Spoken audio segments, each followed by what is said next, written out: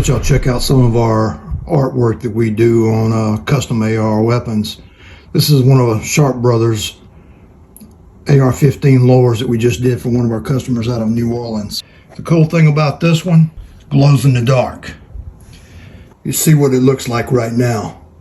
This is what happens when you turn the lights out or when you're out in the dark. This is a serious weapon. See the detail on this. A lot of work goes into these. When I custom paint them, you can see all the little cracks in the skull and everything else. Even when it's unlit, or in this case, when it's glowing in the dark.